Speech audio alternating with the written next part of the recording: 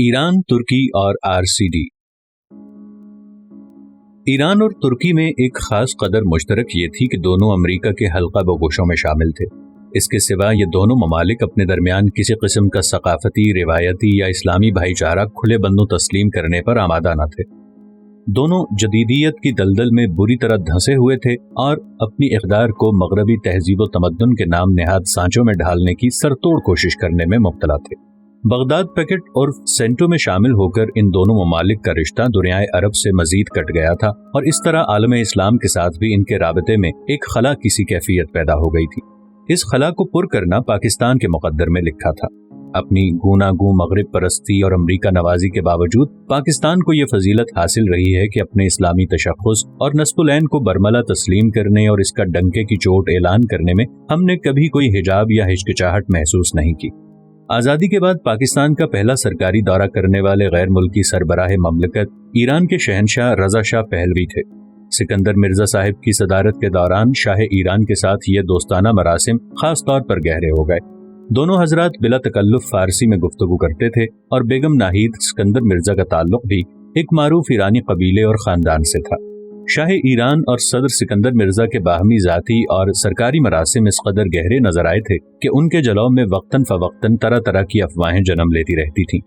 اس زمانے میں اس افواہ نے بھی سر اٹھایا تھا کہ شاہ ایران کی سربراہی میں پاکستان اور ایران کی ایک متحدہ کنفیڈریشن بنانے کا منصوبہ تیار ہو رہا ہے۔ اگر اس قسم کی خواہش کہیں موجود تھی تو ممکن ہے کہ ان دونوں سربراہوں کے ذہنوں کے نہا خانے میں کسی جگہ پوشیدہ ہو۔ عملی سطح پر میں نے ایسی کسی تجویز کا کبھی کوئی ذکر نہیں سنا تھا۔ اعلیٰ ترین سرکاری سطح پر تو ایران اور پاکستان کے باہمی تعلقات نہایت مستحکم اور خوشگوار تھے، لیکن ایرانی علماء، فضلاء، طلباء، اساتذہ، دانشوروں اور عوام کے ساتھ ہمارا رابطہ بے حد کمزور تھا۔ اندرون بیرون خود ایرانی حکومت کا بھی کم و بیش کچھ ایسا ہی حال تھا۔ شہنشاہ رضا شاہ پہلوی اور ان کے دربار کے برگزیدہ اراکین تہران کے مخصوص حصے میں ایک ایسی جگہ الگ تھلگ مخلوق نظر آتے تھے جن کا اپنے وطن کی دوسری آبادی کے ساتھ بظاہر کوئی رشتہ محسوس نہ ہوتا تھا۔ یہ حضرات فرانسیسی زبان بولنے کے رسیا تھے اور اپنی نشست و برخاست، لباس و طعام اور بود و باش میں فرانسیسی تہذیب و تمدن اور مغربی اقدار و اطوار میں سر سے پاؤں تک ڈوبے ہوئے تھے۔ ایک سرکاری دورے کے دوران میں نے شمار کیا کہ ہم نے ایرانی درباریوں سمیت صبح سے شام تک 4 مرتبہ اپنے لباس فاخرہ تبدیل کیے۔ مذاکرات کے وقت لاؤنج سوٹ، لنچ پر مارننگ ٹیبل سوٹ، شام کے استقبالیے میں بلیک ٹائی ڈنر سوٹ، رات کے ڈنر پر وائٹ ٹائی ٹیل سوٹ۔ اسی تہران کے گلے کوچوں میں ایسے غربا اور مساکین کی کمی نہ تھی جنہیں شدید سردیوں میں بدن ڈھانپنے کے لیے پورا کپڑا تک میسر نہ تھا، اور دیہاتوں میں جا بجا ایسی خواتین چلتی پھرتی نظر آتی تھیں جن کے پاؤں ننگے اور برقعے تار تار تھے۔ 1985 میں صدر ایوب نے میجر جنرل سکندر مرزا کو برطرف کر کے عنان اقتدار اپنے ہاتھ میں لی تو شاہ ایران اس تبدیلی پر کسی قدر برہم ضرور تھے، لیکن صدر ایوب نے ان کی خیر سگالی حاصل کرنے کے لیے بڑی محنت اور کوشش سے کام لیا۔ تیل کے بلبوتے پر جیسے جیسے ایران کی دولت اور فوجی قوت میں اضافہ ہوتا گیا، اسی تناسب سے شاہ میں رعونت، خودسری اور فرعونیت کا مادہ بھی پروان چڑھتا گیا۔ اس کی وجہ سے ایک طرف تو اس کے پنجہ استبداد کی گرفت ایرانی قوم پر مزید سخت ہو گئی، دوسری طرف ذاتی سطح پر صدر ایوب کے ساتھ اس کے تعلقات میں وہ گرمجوشی باقی نہ رہی جو کسی زمانے میں سکندر مرزا کے ساتھ معجزن رہا کرتی تھی۔ بائیں ہمہ پاکستان کے حق میں شاہ کے تعلقات بدستور استوار رہے۔ 1965 کی جنگ کے موقع پر انہوں نے اپنی خیر سگالی کا عملی ثبوت بھی دیا۔ امریکہ کی لگائی ہوئی بندش کے باوجود انہوں نے خفیہ طور پر ہمیں کئی قسم کا مطلوبہ جنگی سامان فراہم کرنے میں کسی ہچکچاہٹ سے کام نہ لیا۔ اس جنگ کے دوران امریکہ اور برطانیہ کے رویے پر شاہ نے شدید نکتہ چینی کی اور واشنگٹن پوسٹ کے ایک انٹرویو میں گلہ کیا کہ پاکستان سینٹو کا ممبر تھا، اس کے باوجود ہندوستان نے اس کی سالمیت پر جارحانہ حملہ کیا تو امریکہ اور برطانیہ نے پاکستان کو بے یار و مددگار چھوڑ دیا۔ اس سے اندازہ ہوتا ہے کہ ایران کے ساتھ بھی ایسی ہی افتاد پیش آ سکتی ہے۔ 1967 میں جب صدر ایوب کی آٹو بایوگرافی جس رزق سے آتی ہو پرواز میں کوتاہی یعنی فرینڈز ناٹ ماسٹرز شائع ہوئی تو اس میں صدر جمال عبد الناصر کے حق میں چند توصیفی کلمات شاہ ایران کو بہت ناگوار گزرے۔ اس لیے صدر ایوب کا زوال ان کے نزدیک ایک قدرتی اور قابل قبول واقعہ تھا۔ غالباً اس کی وجہ یہ بھی تھی کہ صدر ایوب کے جانشین جنرل آغا محمد یحییٰ تھے جو مسلکاً شیعہ تھے، لساناً فارسی بول سکتے تھے اور مشرباً شاہ ایران کے اس فلسفے پر عملی طور پر کاربند تھے کہ جنسی آزادی قومی ترقی کا زینہ ہے۔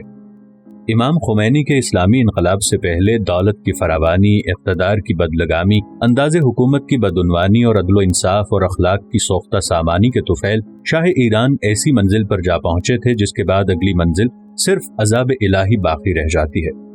20ویں صدی میں چشم فلک نے ایک ایسا عبرتناک نظارہ دیکھا کہ ایک شخص کے دنیا بھر میں جگہ جگہ مال و دولت کے انبار جمع ہیں، جا بجا بڑے بڑے شاہانہ محلات اس کے انتظار میں چشم راہ کھڑے ہیں، لیکن زمین کی ساری وسعت اس پر سگڑ گئی ہے اور وہ اپنی قبر کے لیے 2 گز زمین کی تلاش میں ساری دنیا میں مارا مارا پھر رہا ہے۔ ایران کے برعکس ترکی میں پاکستان کی حیثیت کی نوعیت مختلف تھی۔ حکومتی سطح پر ترکی اور پاکستان کے تعلقات ہمیشہ دوستانہ اور مخلصانہ رہے ہیں۔ خاص طور پر صدر جلال بیار اور وزیر اعظم عدنان مینڈرس کے دور حکومت میں ان تعلقات میں کسی حد تک ذاتی گرمجوشی کا عنصر بھی نمایاں تھا، لیکن ان کے زوال کے بعد بھی دونوں حکومتوں کے تعلقات میں کوئی کجی، کمزوری یا دشواری پیدا نہیں ہوئی۔ لیکن ترک عوام میں عموماً اور سیدھی سادی دیہاتی آبادی میں خصوصاً پاکستان کے لیے ہمیشہ خیر سگالی اور عزت و احترام کا جذبہ معجزن رہا ہے۔ اس جذبے کی اصلی بنیاد ان کا اسلام کے ساتھ گہرا لگاؤ ہے، کیونکہ ترک عوام انتہائی سچے، پکے اور جاہمیت مسلمان ہیں۔ چند مخصوص اور محدود طبقوں کی دین سے بے اعتنائی اور بیزاری کے باوجود یہ ترکی کے غیور عوام ہی کی برکت ہے کہ انہوں نے یورپ کے عین دہانے پر اپنے وطن کو اسلام کا ناقابل تسخیر قلعہ بنا رکھا ہے۔ وہ دن بہت زیادہ دور نہیں جب وہاں پر اسلام کے نام پر شرمانے والے احساس کمتری کے مارے ہوئے مریضانہ عناصر بھی عضو معطل ہو کر رفتہ رفتہ پردہ عدم میں روپوش ہو جائیں گے۔ بغداد پیکٹ عرف سینٹو میں شمولیت کی وجہ سے دنیائے عرب کی ایران، ترکی اور پاکستان کے ساتھ بیگانگی اور برگشتگی کا احساس کافی شدید حد تک بڑھ گیا تھا۔ حکومتی سطح پر ایران اور ترکی کو اس صورتحال سے کوئی خاص پریشانی لاحق نہ تھی، لیکن عربوں کے ساتھ ہمارے جذباتی اور روایتی لگاؤ اور اسلام کے ساتھ ہماری کھلم کھلا وابستگی کے پیش نظر پاکستان کے لیے یہ صورت باعث تشویش تھی۔ صدر ایوب کا خیال تھا کہ سینٹو کی مخالفت اس وجہ سے ہے کہ اسی پیکٹ کی نوعیت سیاسی اور فوجی ہے۔ اس مخالفت کا زور توڑنے کے لیے انہوں نے ہم خیال ممالک کے مابین تجارتی، ثقافتی اور معاشی تعاون کے لیے کوئی مناسب ادارہ قائم کرنے کا ڈول ڈال۔ یہ خیال شاہ ایران اور ترکی کے صدر گورسل اور وزیر اعظم عصمت عطونو کو بھی پسند آیا۔ شاہ نے اپنے طور پر افغانستان کو بھی اس نئے معاہدے میں شامل کرنے کی سرتوڑ کوشش کی، جس میں وہ ناکام رہے۔ اس طرح 1964 میں RCD کا ادارہ وجود میں آیا۔ صدر ناصر نومبر 1960 میں مصر کا سرکاری دورہ کرنے سے پہلے صدر ایوب کے دل میں صدر ناصر کے متعلق وہی جذبات اور تعصبات موجود تھے جو اس زمانے میں دوسرے بہت سے پاکستانیوں کے دلوں میں معجزن تھے۔ برسر اقتدار آنے کے بعد صدر ناصر نے جس سختی سے اخوان المسلمین کی تحریک کو کچلنا شروع کر دیا تھا، اس کی وجہ سے دنیا بھر کے مسلمانوں میں رنج و اضطراب کی ایک لہر دوڑی ہوئی تھی۔ دنیائے عرب کے عین منجدار مصر میں روس کا بظاہر بے تحاشا بڑھتا ہوا اثر و رسوخ بھی عالم اسلام کے نزدیک کوئی نیک فعل تصور نہ کیا جاتا تھا۔ اسی طرح اتحاد المسلمین کی بجائے جب صدر ناصر نے عرب نیشنلزم کا نعرہ انتہائی زور و شور سے اپنا لیا تو یہ بات بھی بہت سے پاکستانیوں کے نزدیک بڑی مایوس کن تھی۔ اس کے علاوہ نہر سویز پر فرانسیسی اور برطانوی حملے کے موقع پر پاکستانی حکومت اور اس کے نمائندوں نے جس بے تدبیری، بے حسی اور غیر مروتی کا مظاہرہ کیا تھا، اس پر صدر ناصر کو قدرتی طور پر اس قدر شدید غم و غصہ تھا کہ اپنی ایک تقریر میں انہوں نے پاکستان کو مغربی سامراجیت کے زر خرید غلام کے لقب سے نوازا تھا۔ اسی غیظ و غصے کے عالم میں انہوں نے ایک اور موقع پر یہاں تک کہہ دیا کہ نہر سویز مصر کو اتنی ہی عزیز ہے جس قدر کہ کشمیر ہندوستان کو عزیز ہے۔ ان افسوسناک واقعات کی وجہ سے پاکستان میں صدر ناصر کی شخصیت ملے جلے جذبات اور طرح طرح کے شک و شبہات کی دھول میں اٹی ہوئی تھی۔ قاہرہ میں چند روز کی ملاقاتوں اور مذاکرات کے بعد صدر ایوب کے ذہن سے صدر ناصر کی ذات پر جمی ہوئی گرد بڑی حد تک چھٹ گئی۔ جمال عبد الناصر کے کردار میں کوئی بدنما پیچ و خم نہ تھا۔ وہ صوم و صلات کے پابند تھے اور ان کے چہرے مہرے سے صدق و صفا، خلوص اور دیانتداری کی پھوار ٹپکتی تھی۔ ان کی گفتگو میں سادگی، متانت اور راستی کا رنگ غالب تھا۔ مذاکرات کے پہلے ہی دور میں انہوں نے بچپن ہی سے اسلام کے ساتھ اپنی والہانہ وابستگی، شاہ فاروق کے عہد میں مصر کی شدید پستی، جنرل نجیب کے ساتھ اختلافات کی وجوہات، اقتدار میں آنے کے بعد علماء دین کے ایک طبقے کے ساتھ ذہنی اور نظریاتی کشمکش، مصر میں امریکہ کے عزائم اور پالیسیوں کی طرف سے بے یقینی اور مایوسی، اور رد عمل کے طور پر مصر کا روس کی جانب جھکاؤ کی تفصیلات پر ایسا سنجیدہ، مدبرانہ اور متوازن تبصرہ کیا جس میں صدر ناصر کے جذبات اور احساسات کی دل سوزی پھوٹ پھوٹ کر بھری ہوئی تھی۔ ایک موقع پر صدر ایوب نے کہا کہ تاریخ میں پہلی بار یہ موقع آیا ہے کہ بہت سے اسلامی ممالک حقیقی طور پر آزاد اور خود مختار ہوئے ہیں۔ کیا میرا اور آپ کا یہ فرض نہیں ہے کہ ہم مل کر غیر مسلم ممالک میں اسلام کی تبلیغ اور ترویج کے لیے بھی کوئی عملی قدم اٹھائیں؟ یہ سن کر صدر ناصر نے بے اختیار اپنی نشست سے کسی قدر اٹھے اور جذبات میں بھرائی ہوئی آواز میں بولے کہ آپ کی بابت تو میں کچھ نہیں جانتا، صرف اپنے متعلق کہتا ہوں کہ میں اپنے اس فرض سے لمحے بھر کے لیے بھی غافل نہیں ہوں۔ اس کے بعد صدر ناصر نے وضاحت کی کہ غیر جانبدارانہ تحریک کے ساتھ ان کی وابستگی اور روس کے ساتھ سفارتی اور سیاسی گٹھ جوڑ یہ سب دنیا داری کے دھندے ہیں۔ توشہ آخرت کے طور پر وہ صرف دین کی خدمت کو اپنی نجات کا ذریعہ سمجھتے ہیں۔ انہوں نے اعداد و شمار کی مدد سے ہمیں کئی منصوبے بتائے جن کے ذریعے وہ افریقہ کے کئی ممالک میں تبلیغ اسلام کے لیے کیا کیا خدمات سر انجام دے رہے تھے۔ صدر ایوب نے چند بار صدر ناصر کو گھیر گھار کر کشمیر کے موضوع پر لانے کی بہت کوشش کی، لیکن وہ نہایت چابک دستی سے طرح دے کر اس موضوع پر کچھ کہنے سے کنی کترا جاتے تھے۔ پھر اچانک نیشنل یونین کے ایک عظیم الشان جلسے میں ایک نہایت دلچسپ واقعہ رونما ہوا۔ یہاں پر صدر ناصر نے ایک طویل اور ولولہ انگیز تقریر کی جس کے دوران سامعین نے عموماً اور نوجوان طبقے نے خصوصاً بار بار فلک شگاف نعرے بلند کر کے تحسین و آفرین کے ڈونگرے برسائے۔ اس تقریر میں دنیا بھر کے مسائل کا ذکر تھا، لیکن بیچارے پاکستان کے کسی مسئلے کی طرف ہلکا سا بھی اشارہ موجود نہ تھا۔ جب صدر ایوب کی باری آئی تو انہوں نے اپنی پہلے سے تیار شدہ تقریر لپیٹ کر ایک طرف رکھ دی اور نہایت دھیمے اور پروقار لہجے میں گھنٹے بھر ایک انتہائی مدلل اور مؤثر فی البدی تقریر کرتے رہے۔ ان کی کھری کھری باتیں سن کر پہلے تو سامعین پر سناٹا سا چھایا رہا، لیکن رفتہ رفتہ نوجوان طبقے نے ان کی باتوں کا اثر قبول کر کے وقتاً فوقتاً نہایت پرجوش نعرے لگانا شروع کر دیے۔ صدر ایوب نے اپنی تقریر میں تاریخی حوالے دے کر فلسطین سمیت دنیائے عرب کے ہر مسئلے پر پاکستان کی بھرپور حمایت اور یکجہتی کا احوال بیان کیا، اور کسی قدر دکھ کے ساتھ گلہ کیا کہ پاکستان کو اپنی گوناگوں مشکلات اور مسائل میں عربوں کی ہمدردی اور حمایت کا ابھی تک انتظار ہے۔ اس موقع پر انہوں نے صدر ناصر کی آنکھوں میں آنکھیں ڈال کر ہلکا سا توقف کیا اور پھر ڈرامائی انداز میں کہا، مستقبل میں ہمیں آپ کی جواں سال قیادت سے بہت سی خوشگوار امیدیں ہیں۔ اس فقرے پر سارا ہال تالیوں سے گونج اٹھا اور سامعین نے صدر ایوب اور صدر ناصر کے حق میں نہایت پرجوش نعرے لگائے۔ صدر ناصر نے صدر ایوب کی فی البدی تقریر نہایت غور اور توجہ سے سنی۔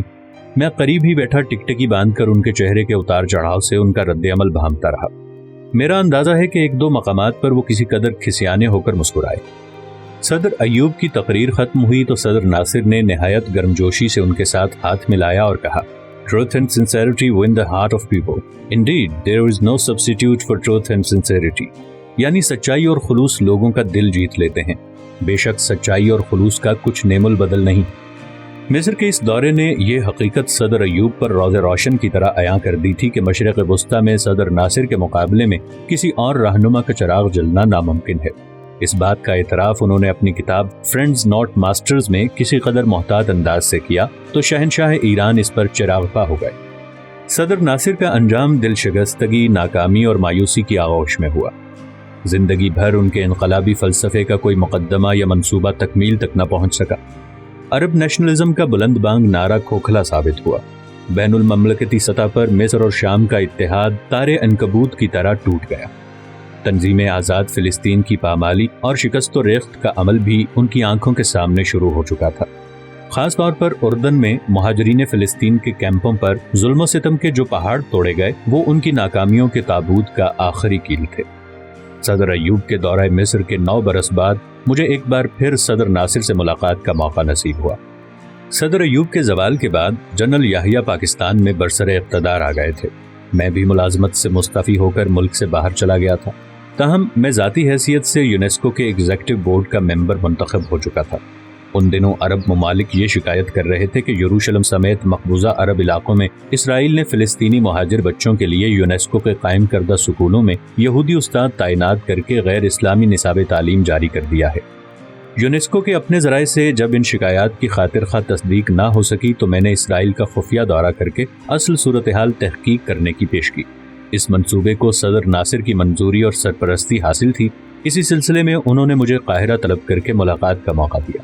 میں نے محسوس کیا کہ پچھلے 9 برس کے دوران صدر ناصر کی شخصیت میں زمین آسمان کا فرق پیدا ہو گیا ہے۔ اب وہ جسمانی اور ذہنی طور پر اپنی عمر سے بہت زیادہ بوڑھے نظر آتے تھے۔ ان کی آنکھوں میں اولو العزمی کی وہ پہلی سی چمک دمک ماند پڑ چکی تھی۔ مغرب کا وقت آنے پر انہوں نے نماز تو ضرور ادا کی، لیکن مجموعی طور پر اسلام کے متعلق ان کے نظریات اب کسی قدر زنگ آلود نظر آتے تھے۔ وہ اس بات پر خوش تھے کہ مصر کے دانشوروں کی نئی نسل مصر کی عظمت کے ڈانڈے دور فرائنا کی تہذیب و تمدن کے ساتھ ملانے میں کوئی حجاب یا ہچکچاہٹ محسوس نہیں کرتے۔ خاص طور پر وہ اس پر بھی مطمئن تھے کہ نوجوان لڑکیوں کے زیورات اور بناؤ سنگھار کا فیشن دن بدن فرعونوں کے زمانے کی سج دھج میں ڈھلتا جا رہا ہے۔ صدر ناصر کافی دیر قوموں میں تسلسل ثقافت کی اہمیت پر کسی قدر بے سر و پا باتیں کرتے رہے۔ ان کے نزدیک مصر کی تاریخی عظمت میں کئی دوسری تحریکوں کی طرح اسلام کی تحریک کا بھی اہم حصہ تھا۔ ان کے منہ سے یہ بات سن کر مجھے حیرت ہوئی کہ دوام تاریخ کو حاصل ہے، تحریک کو نہیں۔ جس طرح دنیائے عرب اور بین الاقوامی سیاست میں صدر ناصر منفی اثرات کے علاوہ کوئی تعمیری کردار ادا نہ کر سکے، اسی طرح غالباً آخری عمر میں وہ اپنی ذہنی اور باطنی دنیا میں بھی انتشار، اضطراب، ابتری اور پراگندگی کا شکار رہے۔ یہ ایک ایسے انسان کی عبرتناک مثال ہے جس کی خوبیوں پر اس کی بے برکتیاں غالب آ گئیں۔ صدر ایوب کے دیگر غیر ملکی دورے۔ صدر ایوب کے اور بھی کئی غیر ملکی دوروں میں مجھے ان کی ہمراہی کا موقع حاصل ہوا۔ ان ممالک میں برطانیہ، کینیڈا، مغربی جرمنی، یوگوسلاویا، لبنان، Iraq, Saudi Arab, Burma, Philippines, Hong Kong, Singapore, Indonesia اور جاپان شامل تھے۔ اس کے علاوہ اپریل 1965 میں وہ روس بھی گئے تھے۔ اس زمانے میں ہالینڈ میں میں بطور سفیر متعین تھا، اس لیے ان کے اس اہم دورے کا مجھے ذاتی طور پر کوئی علم نہیں۔ البتہ صدر ایوب کے دل میں یہ خوش فہمی قائم تھی کہ اس دورے کی وجہ سے وہ پاکستان کے متعلق روسی لیڈروں کے دل میں جمی ہوئی سرد مہری کی برف کو کسی حد تک پگھلانے میں کامیاب ہو گئے ہیں۔ لندن۔ کامن ویلتھ وزرائے اعظم کانفرنس میں شرکت کے لیے صدر ایوب قریباً ہر دوسرے برس لندن جایا کرتے تھے۔ اس کانفرنس میں کوئی بڑا مسئلہ تو کبھی حل نہ ہوا، لیکن انگلستان میں بسے ہوئے لاکھوں تارکین وطن کی فلاح و بہبود کے لیے یہ اجتماع اکثر و بیشتر سودمند ثابت ہو جایا کرتا تھا۔ یوں بھی دولت مشترکہ کی حکومتوں کے سربراہوں کا میل جول باہمی خیر سگالی کو فروغ دینے کا ایک اچھا ذریعہ تھا۔ اس موقع سے فائدہ اٹھا کر صدر ایوب نے ایک دو بار پنڈت نہرو کے ساتھ کشمیر کے بارے میں کچھ مفید گفتگو کرنے کی کوشش ضرور کی، لیکن ہر بار پنڈت جی چکنا گڑھا ہی ثابت ہوتے رہے۔ میرے خیال میں کامن ویلتھ سے ہماری علیحدگی جلد بازی سے کیا ہوا ایک غیر دانشمندانہ فیصلہ تھا۔ ہمارے اس احتجاج سے کسی کے کان پر رجوع تک نہ رینگی، بلکہ الٹا پاکستان ہی ایک بنے بنائے بین الاقوامی فورم پر کوئی مؤثر کردار ادا کرنے سے محروم ہو گیا۔ کامن ویلتھ کی برادری میں ہمارے دوبارہ شامل ہونے کی خواہش اور کوشش کے جواب میں زبانی کلامی تو سب ہمارا ساتھ دینے کی حامی بھرتے ہیں، لیکن عملی طور پر ابھی تک کوئی خاطر خواہ نتیجہ برآمد نہیں ہوا۔ یقیناً ہندوستان ہماری کامن ویلتھ میں اثر نو شمولیت کی راہ میں طرح طرح کے روڑے اٹکانے میں کوئی دقیقہ فروگزاش نہ کرے گا۔ اس کے علاوہ برطانیہ اور چند دیگر ممالک بھی غالباً یہی چاہتے ہیں کہ عبرت کے طور پر ہماری اچھی طرح ناک رگڑوائے بغیر کامن ویلتھ میں ہماری واپسی کی راہ باعجلت اور بآسانی ہموار نہ ہو۔ ایک روز لندن میں اتفاقاً میری ملاقات بیگم ناہید اسکندر مرزا سے ہو گئی۔ وہ ٹوکری ہاتھ میں لیے ایک دکان سے سبزی خرید رہی تھی۔ پہلے تو انہوں نے کنی کترا کر مجھے نظر انداز کرنے کی کوشش کی، لیکن میں نے بڑھ کر سلام کیا تو بڑی خندہ پیشانی سے ملی۔ میں نے ان سے پوچھا کہ اگر میں ان کے میاں سے ملاقات کرنے ان کے ہاں آنا چاہوں تو اس میں کوئی اعتراض کی بات تو نہیں؟ انہوں نے جواب دیا کہ ہمیں تو کوئی اعتراض نہیں، البتہ تمہارے باس ایوب خان کو ضرور اعتراض ہوگا۔ میں نے کہا کہ میں صدر ایوب سے اجازت لے کر ہی ملنے آؤں گا۔ بیگم ناہید مرزا بولیں کہ ایوب خان شکی مزاج کا آدمی ہے، اپنا برا بھلا سوچ سمجھ کر اجازت مانگنا۔ میرے اصرار پر انہوں نے مجھے اپنا ایڈریس اور ٹیلی فون نمبر دے دیا، جو خفیہ رکھنے کی غرض سے انہوں نے ٹیلی فون ڈائریکٹری میں درج نہ کروائے تھے۔ اپنے ہوٹل واپس آ کر میں نے صدر ایوب کو بیگم مرزا سے ملاقات کا واقعہ سنایا تو ان کے ہونٹوں پر ایک کینہ ورانہ سی مسکراہٹ پیدا ہوئی اور وہ بولے، اچھا تو بیگم صاحبہ آپ ٹوکری اٹھائے سبزی خریدتی پھر رہی ہیں؟ ایک زمانے میں ان کا دماغ اتنا بگڑا ہوا تھا کہ وہ پاکستان کی ملکہ بننے کے خواب دکھا کرتی تھی۔ میں نے صدر ایوب سے سکندر مرزا صاحب کو ملنے کی اجازت مانگی تو انہوں نے حیرت سے مجھے گھور کر دیکھا اور کہا، کیا ضرورت ہے ملنے کی؟ میں نے وضاحت کی کہ میں نے ان کے ساتھ کام کیا ہے اور معزولی کے عین بعد ایوان صدارت سے رخصت کے وقت وہ میرے لیے ایک فاؤنٹن پین کا تحفہ بھی چھوڑ گئے تھے، اس لیے میرا جی چاہتا ہے کہ میں خود مل کر ان کا شکریہ ادا کروں۔ صدر ایوب نے کسی قدر سوچ کر جواب دیا، تم اصرار کرتے ہو تو تھوڑی دیر مل آؤ۔ سکندر چرب زبان آدمی ہے، اس کی باتوں پر زیادہ دھیان نہ دینا۔ میں ٹیلی فون پر وقت طے کر کے رات کے 9:30 بجے سکندر مرزا صاحب کے ہاں پہنچا۔ فلیٹ کی گھنٹی بجائی تو بیگم مرزا نے دروازہ کھولا۔ ہائیڈ پارک کے قرب میں اچھا خاصا کشادہ فلیٹ تھا جس کا متعلق کہا جاتا تھا کہ کسی پاکستانی صنعتکار نے انہیں رہائش کے لیے دے رکھا تھا۔ فرنیچر کافی پرانا اور معمولی تھا، باقی ساز و سامان بھی کسی قدر بوسیدہ نظر آتا تھا۔ سکندر مرزا صاحب ڈریسنگ گاؤن پہنے ڈائننگ روم میں کھڑے وسکی پی رہے تھے۔ غالباً انہیں ثقل سماعت کا عارضہ لاحق ہو گیا تھا، اس لیے وہ اونچا سنتے تھے اور خود بھی بلا وجہ اونچا بولتے تھے۔ بیگم مرزا نے مجھے کافی بنا کر پلائی اور ایوان صدر کراچی سے اپنے اخراج کا واقعہ کسی قدر تلخ لہجے میں سنایا۔ انہیں خاص طور پر یہ گلا تھا کہ جو جرنیل صاحبان سکندر مرزا سے استعفیٰ طلب کرنے آئے تھے وہ ڈراوے کے طور پر اپنے ساتھ ایک موٹا سا بریگیڈیئر بھی لائے تھے جس نے جارحانہ طور پر ایک فوجی پستول بھی اپنی کمر سے لٹکا رکھا تھا۔ سکندر مرزا صاحب نے پاکستان یا صدر ایوب کے متعلق میرے سامنے کوئی بات نہ کی۔ وہ زیادہ تر اپنی گرتی ہوئی صحت اور لندن میں زندگی کی مشکلات کا رونا روتے رہے۔ قریباً نصف گھنٹہ گزرنے کے بعد انہوں نے اپنی گھڑی دیکھ کر کہا، تمہارے آنے کا شکریہ، میرا خیال ہے اب تمہیں چلا جانا چاہیے۔ بیگم مرزا نے کہا، آغا اتنی بھی کیا جلدی ہے، ابھی تو یہ آیا ہے۔ نہیں خانم، سکندر مرزا بولے، کچھ بعید نہیں کہ دوسری جانب بھی کوئی گھڑی لیے حساب لگا رہا ہو کہ یہ کتنی دیر یہاں بیٹھا ہے۔ سکندر مرزا صاحب طبعاً شاہ خرچ انسان تھے۔ ان کے کئی دوسرے ملنے والوں سے میں نے یہی سنا کہ لندن میں اکثر انہیں تنگ دستی کا سامنا کرنا پڑتا تھا۔ اس میں کلام نہیں کہ ان کے ذی اثر انگریز دوستوں نے انہیں چند رئیسانہ کلبوں کا ممبر مفت بنوا دیا تھا جہاں وہ اپنا برج کھیلنے کا شوق بآسانی پورا کر سکتے تھے۔ اس کے علاوہ ریجنٹ اسٹریٹ میں ویرا سوامی ریسٹورنٹ کے بورڈ آف ڈائریکٹر نے انہیں اپنے شعبہ ایکسپورٹ کا ڈائریکٹر بھی نامزد کر رکھا تھا جہاں سے انہیں کوئی معقول معاوضہ بھی ضرور ملتا ہوگا۔ لیکن کراچی کے ایوان صدر میں 3.5 برس داد عیش دینے کے بعد لندن میں قسم پرسی کی زندگی کا دونوں میاں بیوی کے لیے سوہانے روح ثابت ہونا ایک لازمی اور قدرتی امر تھا۔ Martial tattoo. یوگوسلاویہ کے دورے پر مارشل ٹیٹو سے ہماری ملاقات ایک نہایت دلکش اور فرحت بخش تجربہ تھا۔ دوسری جنگ عظیم میں مارشل ٹیٹو ہٹلر اور مسولینی کے خلاف اپنے وطن کی آزادی کے لیے ایک گوریلا جنگی ہیرو کے طور پر عالمی شہرت حاصل کر چکے تھے۔ جنگ کے بعد روس سے ایک زبردست نظریاتی ٹکر لے کر انہوں نے یوگوسلاویہ کو ایک نسبتاً آزاد، کشادہ اور غیر متشدد طرز اشتراکیت کی راہ پر ڈال دیا تھا۔ غیر جانبدارانہ تحریک کی تخلیق، قیام اور فروغ میں بھی ان کا نام سر فہرست تھا۔ صدر ایوب کے ساتھ مذاکرات کے دوران مارشل ٹیٹو کی شخصیت کا نقش بڑا رفیع الشان اور پرشوکت طور پر ابھرا۔ واقعات عالم کا عموماً اور پاکستان کے مسائل کا خصوصاً انہیں گہرا شعور تھا۔ خاص طور پر مسئلہ کشمیر پر ان کی سوجھ بوجھ انتہائی منصفانہ اور حقیقت پسندانہ تھی۔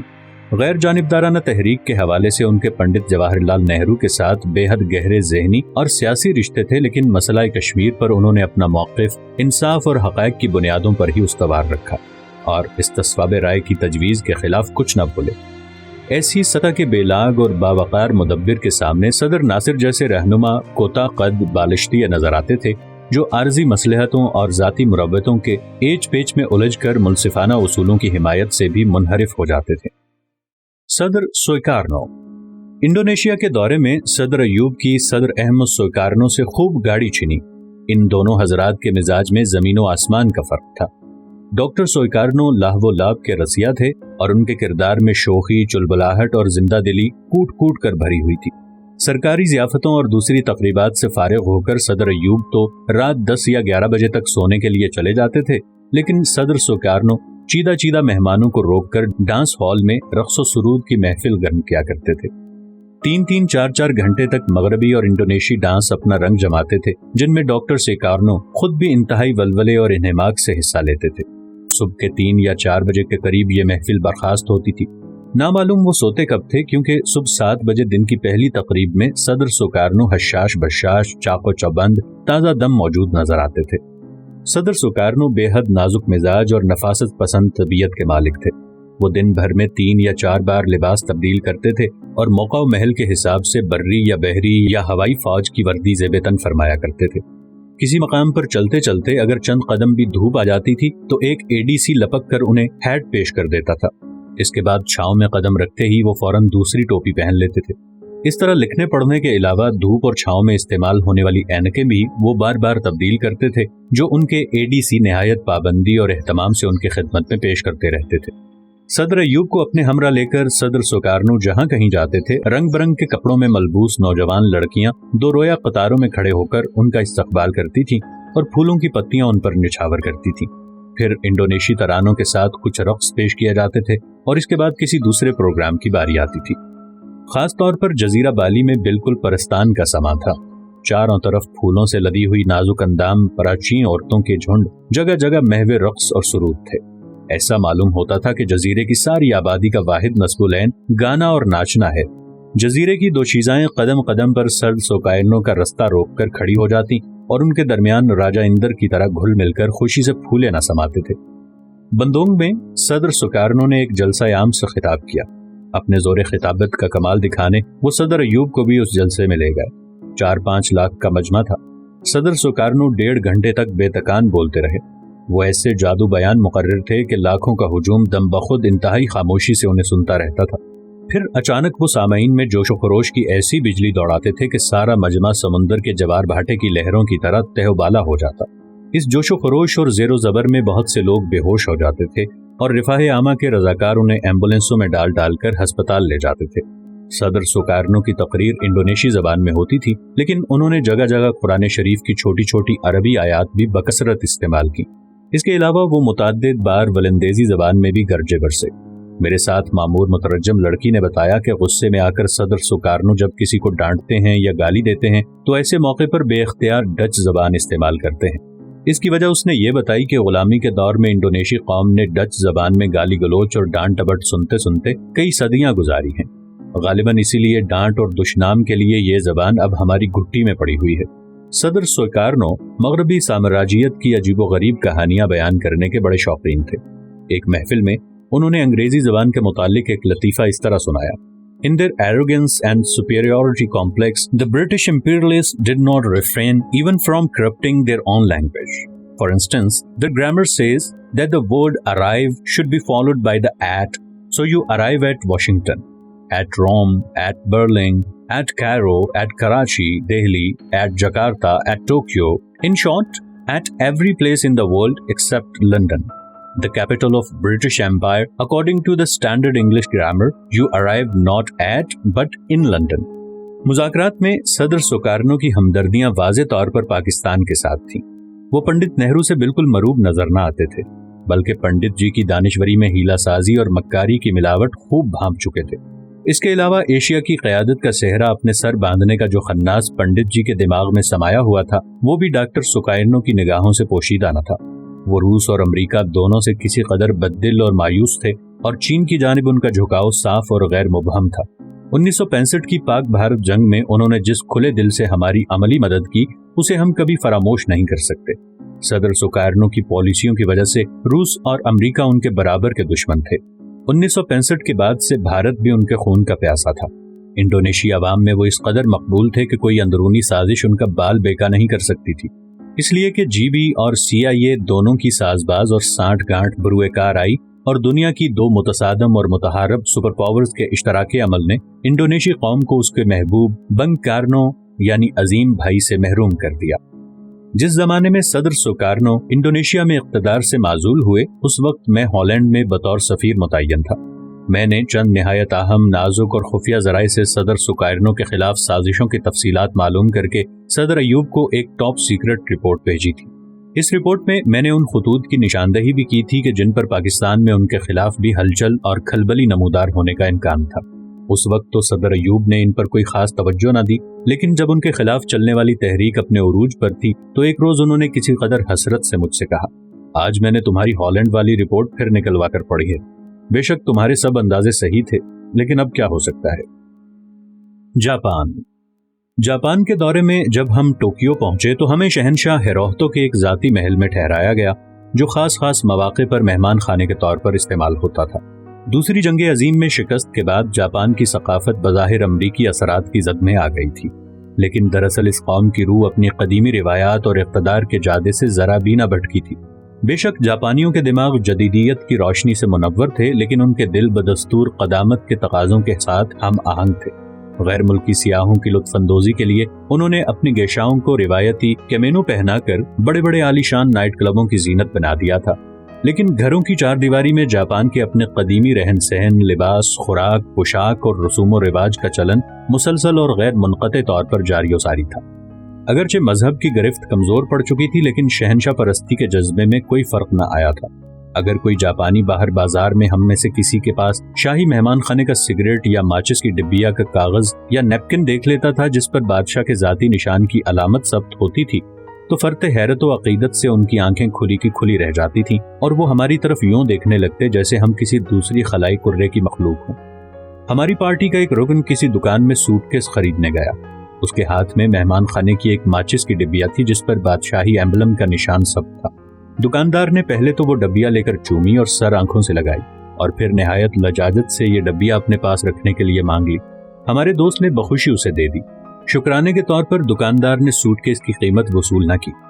پوری جاپانی قوم جس محنت اور لگن سے دن رات محنت کرنے کی عادی ہے اس کی مثال دنیا بھر میں اور کہیں نہیں ملتی۔ ہم نے ملک بھر میں کوئی بھک منگا نہیں دیکھا۔ زمین کی اصل قدر و قیمت بھی جاپان میں نظر آئی۔ وہاں پر آبادی زیادہ اور زمین کی وسعت کم ہے۔ جہاں کہیں بھی اراضی کا کوئی قطع موجود ہے وہ لازمی طور پر تعمیراتی یا صنعتی یا زرعی مقاصد کے لیے زیر استعمال ہے۔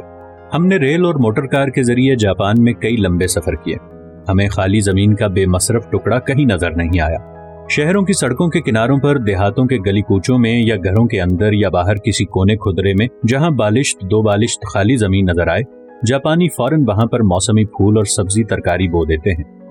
ہم نے ٹوکیو کے گنجان ترین علاقوں میں مکانوں اور دکانوں کی دہلیزوں کے کونوں اور کناروں میں اس طرح کی بے شمار لہلہاتی ہوئی کھیتیاں دیکھی ہیں۔ جاپان جانے سے پہلے ہم برما میں بھی چند روز کے لیے ٹھہرے تھے۔ واپسی پر پھر ایک روز وہاں پر رکے۔ اس وقت برما کے وزیر اعظم مسٹر اونو تھے۔ وہ بدھ بھکشوؤں کی طرح ایک درویش سیرت انسان تھے۔ ان کے متعلق مشہور تھا کہ وہ ہر سال کم از کم 1 ماہ کسی غار یا معبد میں معتکف ہو کر عبادت اور مراقبے میں بسر کرتے تھے۔ انہوں نے صدر ایوب سے پوچھا کہ ان کا جاپان کا دورہ کیسا رہا۔ صدر ایوب نے جاپانی قوم کی انتھک محنت، لگن اور ترقی کی خوب تعریف کرتے ہوئے کہا کہ جاپانی لوگ واقعی مشین کی طرح کام کرتے ہیں۔ یہ سن کر مسٹر اونو کھلکھلا کر ہنسے اور بولے، بیچارے بد نصیب جاپانی، انسان کی عظمت انسان بننے میں ہے، مشین بننے میں نہیں۔ وزیر اعظم اونو نے قوموں کی مادی ترقی کے متعلق اپنا فلسفہ کسی قدر تفصیل سے بیان کیا جس کا لب لباب یہ تھا کہ یہ زمانہ مادی ترقی کا زمانہ ہے۔ رفتہ رفتہ مادی ترقی ساری دنیا کو اس طرح اپنی لپیٹ میں لے لے گی جس طرح کہ برف، مٹی اور یخ کا تودا پہاڑ کی چوٹی سے پھسلتا ہے۔ اگر کوئی ملک مادی ترقی سے بچنے کی کوشش کرے بھی تو وہ اس میں ہرگز کامیاب نہیں ہو سکتا۔ ہم سب مادی ترقی کی زد میں بے دست و پا مقید ہیں۔ ہمارا فرض ہے کہ ہم ترقی یافتہ ہو کر بھی انسان ہی رہیں، ایسی مشین نہ بن جائیں جس میں حرکت تو تیز ہو لیکن روح نہ دارد۔